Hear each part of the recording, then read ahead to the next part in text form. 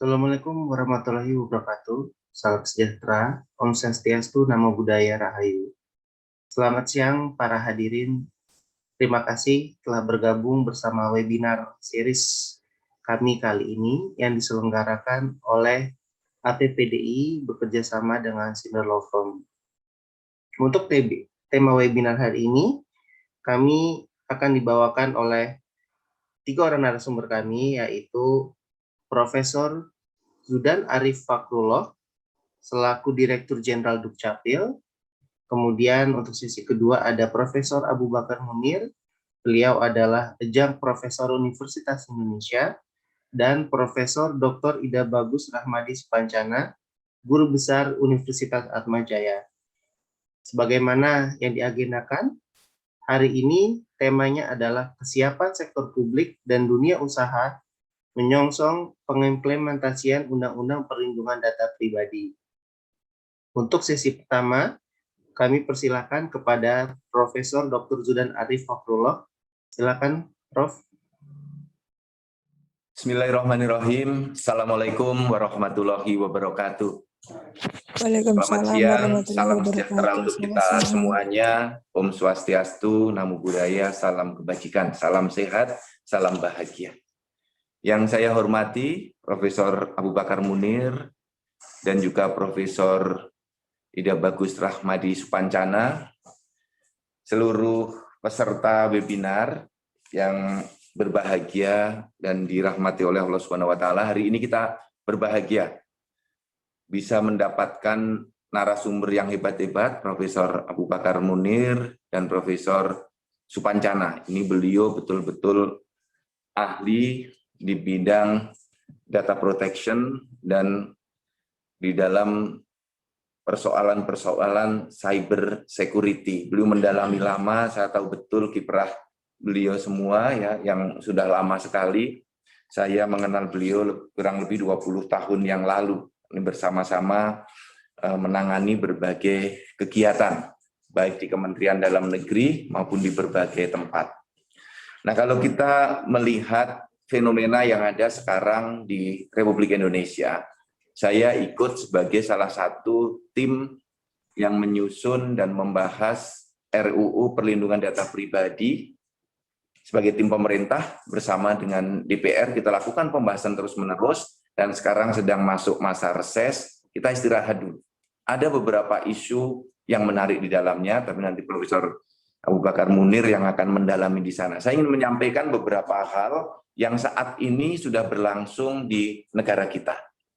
Bagaimana perlindungan data pribadi itu dilakukan, termasuk bagaimana negara kita melakukan proses utilisasi data-data kependudukan yang di dalamnya meliputi berbagai elemen data yang dipakai di dalam semua proses-proses berpemerintahan, mulai dari pelayanan publik, alokasi anggaran, perencanaan pembangunan, demokratisasi seperti pileg, pilpres, pilkada, dan pilkades, bahkan sampai penegakan hukum dan pencegahan kriminal.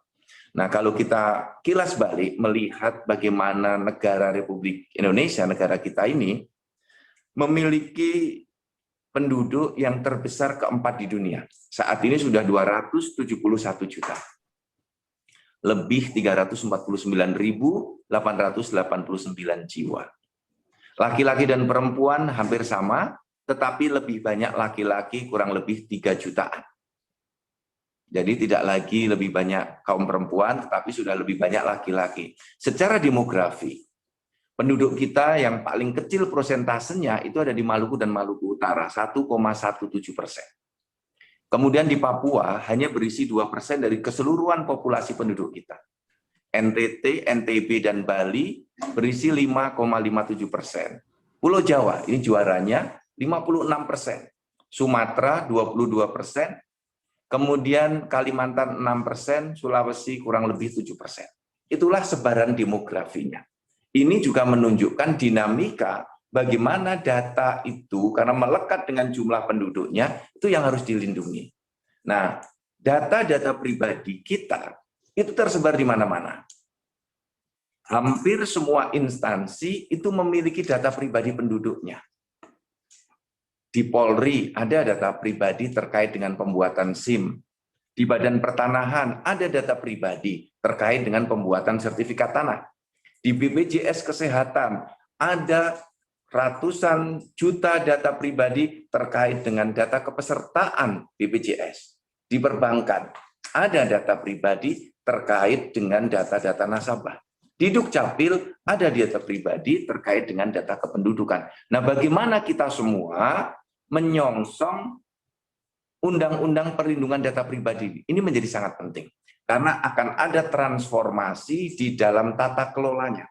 Kita tidak akan bisa seperti dulu lagi di dalam memanfaatkan data-data itu.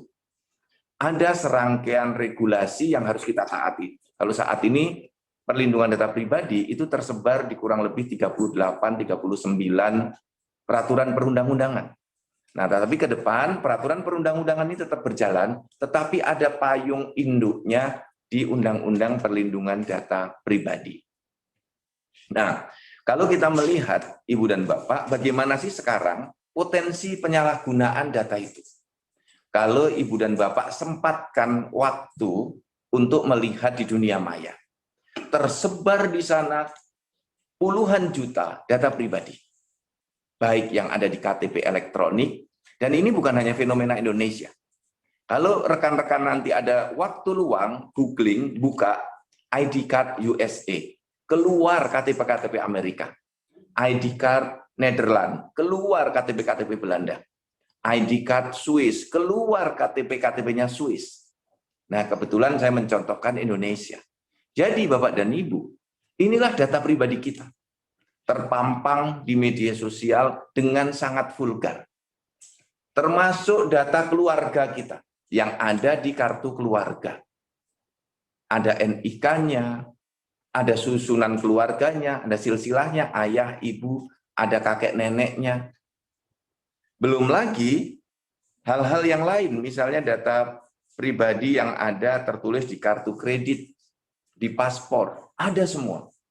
Dunia maya kita jauh lebih lengkap datanya dibandingkan data-data instansi pemerintah.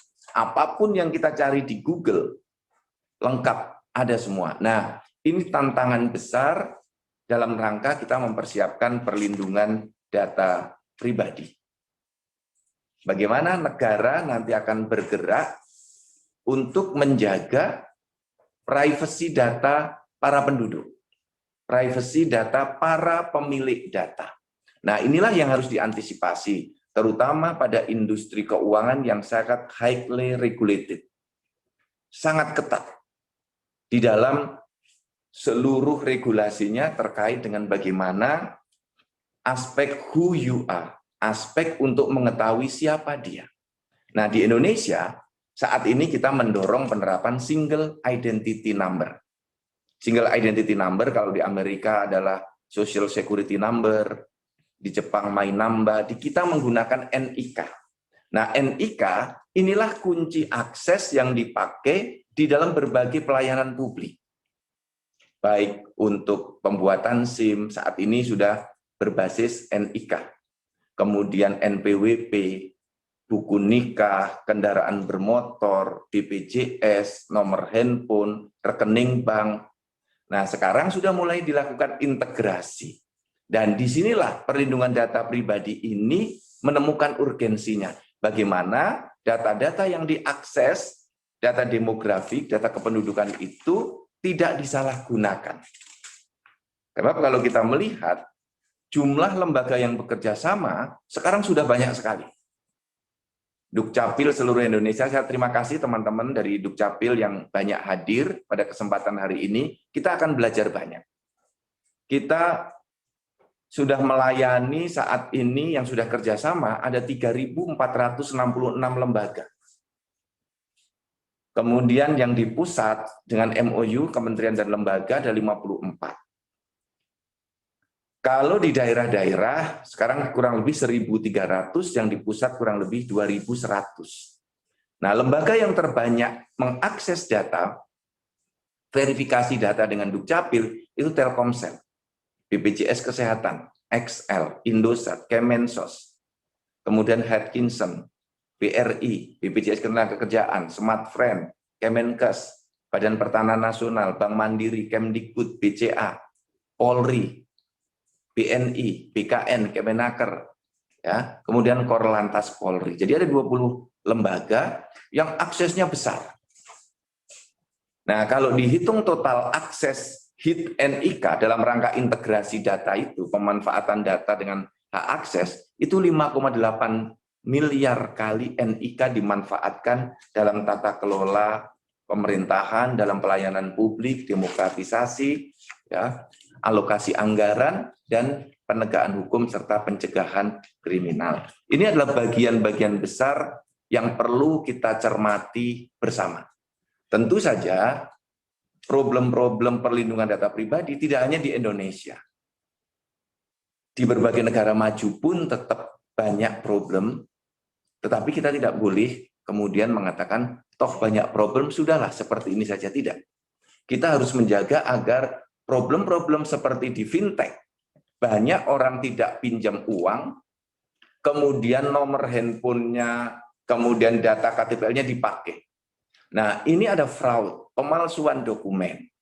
Maka pola di dalam mengetahui who you are, siapa dia, itu menjadi sangat penting dengan metode akses ke Direktorat Jenderal Dukcapil untuk verifikasi data nasabah, data pelanggan, data-data siapa yang akan mendapatkan pelayanan publik di Indonesia. Nah, kalau kita cermati Bapak dan Ibu, sudah ada bibit-bibit perlindungan data pribadi yang ada sejak di Indonesia sejak tahun 2006. Di Undang-Undang 23 tahun 2006. Inilah perlindungan data pribadi di awal-awal yang dimiliki oleh Indonesia. Bagaimana mengaturnya? Dalam Undang-Undang Adminduk sudah disebutkan data pribadi adalah data perseorangan. Jadi data kita 31 elemen data. Jadi nik, nama, alamat, tempat lahir, tanggal lahir, nama bapak, nama ibu, jenis kelamin, golongan darah, pendidikan, pekerjaan, itu data yang harus disimpan, dirawat, dijaga kebenarannya, ya, keutuhannya, dan dijaga kerahasiaannya. Nah, setiap penduduk itu berhak memperoleh perlindungan data pribadi dari negaranya. Dari pemerintah wajib memberikan perlindungan data pribadi. Nah, inilah PR besar yang sejak kira-kira 15 tahun yang lalu sudah ada, tetapi baru diperbincangkan secara mendalam saat ini, ketika RUU Perlindungan Data Pribadi mulai dibahas. Nah, saya tidak ingin berpanjang kata, membuka saja sebagai keynote speaker, nanti selanjutnya kepada Profesor Munir dan Profesor Supancana untuk bisa melanjutkan secara lebih mendalam. Dan kepada seluruh peserta, ini kesempatan yang baik untuk kita bisa saling belajar, dan kawan-kawan dari Dukcapil, monggo manfaatkan betul forum ini untuk mendapatkan informasi A1 dari para pakar yang memang bergelut sejak lama mengkaji, meriset terkait dengan cyber security dan perlindungan data pribadi ini. Terima kasih. Wabillahi taufiq wal hidayah. Wassalamualaikum warahmatullahi wabarakatuh.